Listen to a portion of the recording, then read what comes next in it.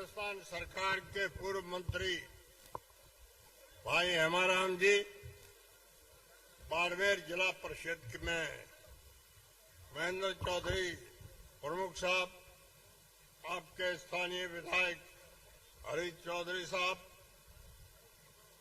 और सभी मंच पे विचारे हुए नेता और कार्यकर्ता तथा हाज़रीन, हमारे सभी साथियों, आने वाले लोकसभा चुनाव के लिए आज सभा बुलाई है।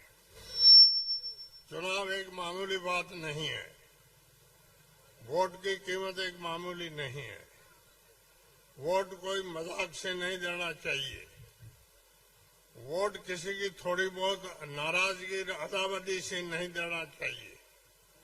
वोट आखिर जाके क्या करेगा, ये बात सोच समझ करके यूज करना चाहिए।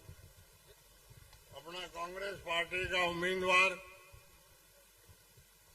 सभी उम्मीदवारों से अच्छा उम्मीदवार है। एक शरीफ आदमी है, सीधा आदमी है, और 2 बार चुनाव में उन्होंने चोट खा करके, आप लोगों की जानकारी भी इसको सब मालूम है। इसलिए मेरा निवेदन है कि इंडियन नेशनल कांग्रेस पार्टी मामूली पार्टी नहीं है। आज ये लोग बता रहे हैं इस कांग्रेस पार्टी ने किया क्या है। ये कांग्रेस पार्टी नहीं आई होती तो ये आपको वोट देने का आज अधिकार भी नहीं होता।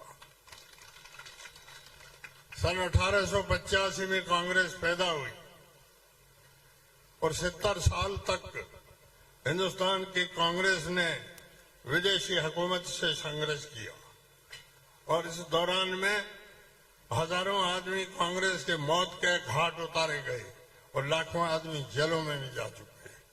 तब जाके 1947 के दिन ये देश आजाद हुआ। उस आजादी के बाद में पंडित जवाहरलाल नेहरू के नेतृत्व में जन कल्याण सरकार का गठन हुआ, और नेहरू जी ने सभी अच्छे से अच्छे, गरीब से गरीब, कमजोर से कमजोर तबके को मौका दिया।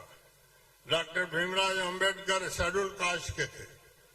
भारत के संविधान की व्यवस्था किस प्रकार की जाए, और शेड्यूल कास्ट के आदमी को पंडित जवाहरलाल नेहरू ने आगे किया, और उसका जो प्रस्ताव आया वो भारत की पार्लियामेंट से उन्होंने पास कराया।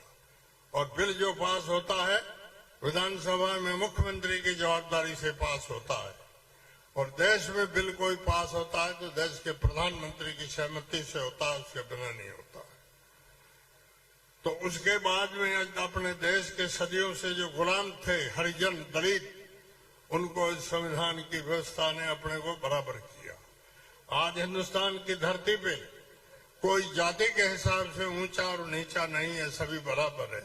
हाँ, कोई योग्यता से कोई ऊपर है तो वो होना भी चाहिए। योग्यता आदमी अपनी मेहनत से हासिल करता है, किसी की मेहरबानी से नहीं होती है।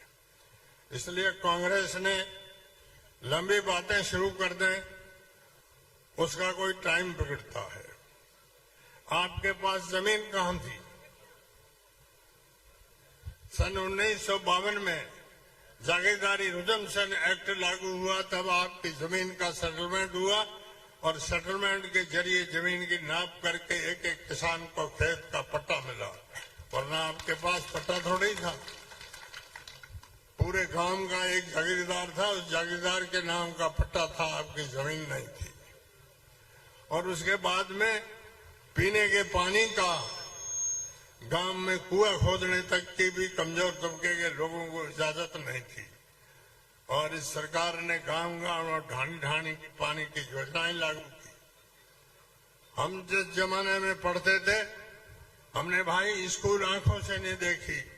हम महाजनों की पोशाक में हिंदी पढ़ना लिखना सीखे, स्कूल थी ही नहीं।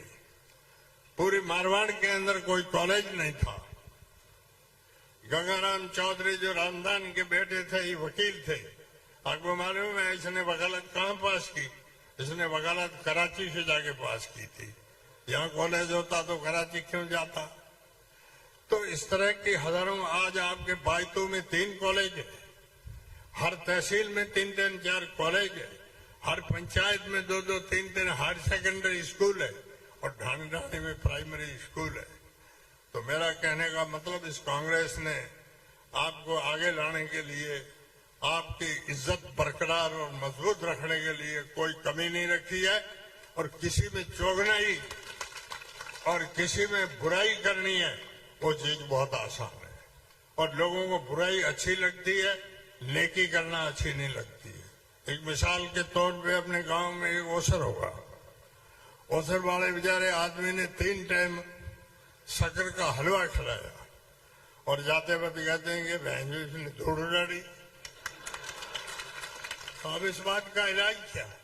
उनको पूछो कि 3 टाइम हलवा तुम्हारे घर में एक कढ़ाई में पचा के खाओ तो पता पड़ा कितना पैसा खर्च होता है, पर उसकी तारीफ नहीं होती है, धूड़ उड़ाने की बात जरूर चलती है। और हमने काम भी देखा है, आजकल जमाने में आप भी मस्त हो गए हो, काम को वोट आप नहीं देते हो, आप वोट अपनी मर्जी से देते हो, जो जचती है उधर देते हो। तो हमारा तो कहने का मतलब है कि भारत की लोकसभा में अपने उम्मीदवार, हम सीधा आदमी है, अच्छा आदमी है, ग्रामीण ख्यालात का आदमी है, इसको जिताने की आप ज्यादा से ज्यादा वोट देके कृपा करें। हमारे रमजान का महीना है, इसलिए हम ज्यादा बोलते हैं तो प्यास लगती है, कम ही बोलूंगा। आप लोगों को बहुत बहुत धन्यवाद। जय